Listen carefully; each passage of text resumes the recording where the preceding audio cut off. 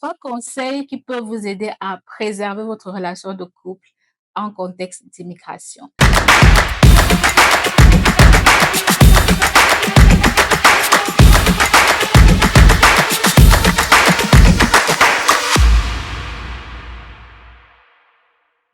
Bonjour à tous et bienvenue sur Mental Science, votre chaîne YouTube sur la santé mentale dans les communautés africaines.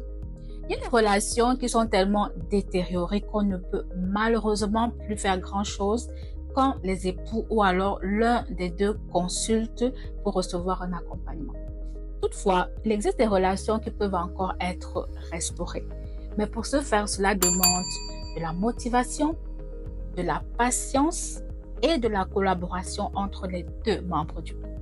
Première suggestion, si vous souhaitez restaurer votre relation, essayez d'identifier vos différents points de désaccord.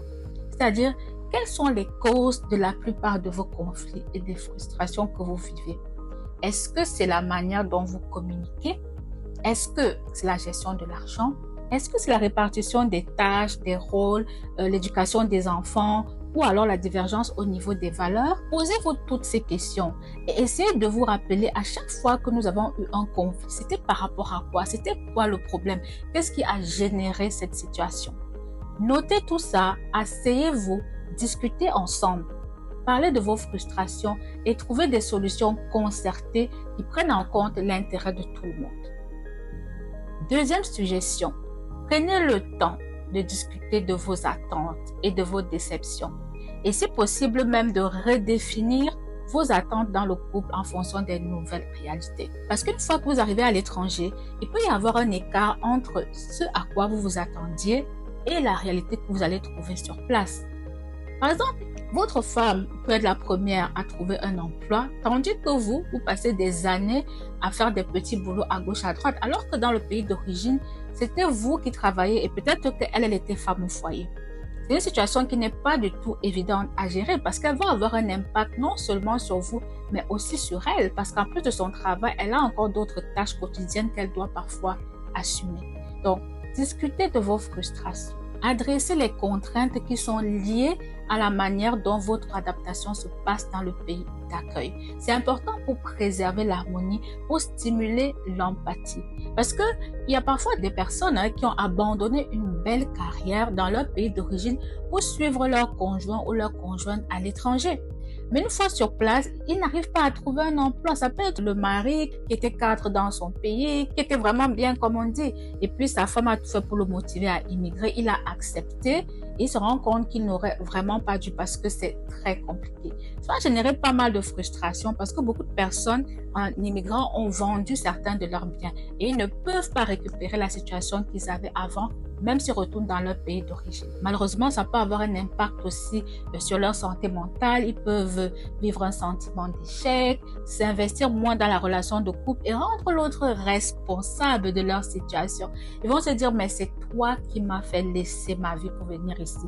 C'est toi qui m'as fait tout abandonner. C'est toi qui m'avais dit que voici le résultat, j'ai tout perdu. Donc, discutez ensemble de tout ça. Essayez de parler de vos frustrations et de comment est-ce que chacun peut aider l'autre à trouver des options, des alternatives et à se valoriser. Troisième suggestion, apprenez à mieux communiquer. La punition par le silence, le manque de respect. Je cuisine, je donne aux enfants, mais toi, je te donne pas. Je sors, je rentre aux heures tardives et je te dis que j'ai pas de compte à te rendre.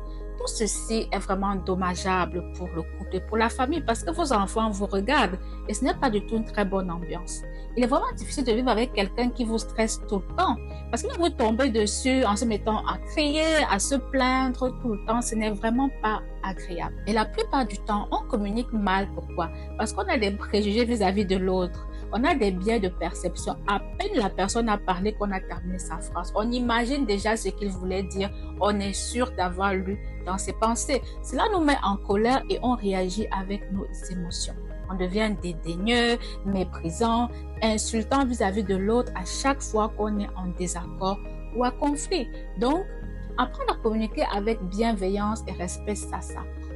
Et ce n'est pas parce qu'on est fâché avec l'autre que cela nous autorise à le traiter d'une manière incorrecte. C'est important que chacun prenne conscience de ses schémas, de ses colères refoulées, de ses frustrations et qu'il essaie de régler d'abord ça à son propre niveau afin de faciliter une communication qui sera bienveillante. Vivre en couple, ce n'est pas du tout facile.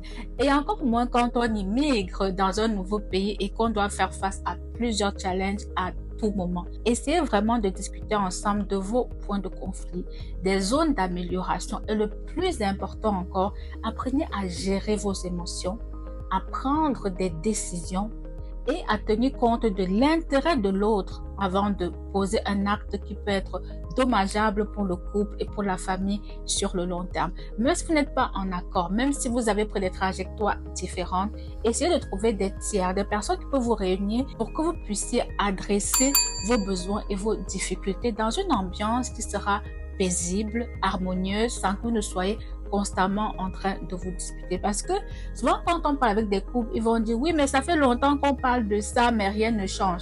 Mais si vous ne faites que parler de ça et que vous ne mettez rien en pratique, rien ne va changer. Ou alors, si vous en parlez pour faire plaisir à l'autre, mais que dans votre fort intérieur, vous vous dites, moi, je ne vais pas changer. Si tu veux, on en parle, mais moi, en tout cas, j'ai déjà pris ma décision. Alors, ça ne va pas changer. C'est important d'être honnête avec soi-même. Est-ce que tu veux que la relation s'améliore ou pas?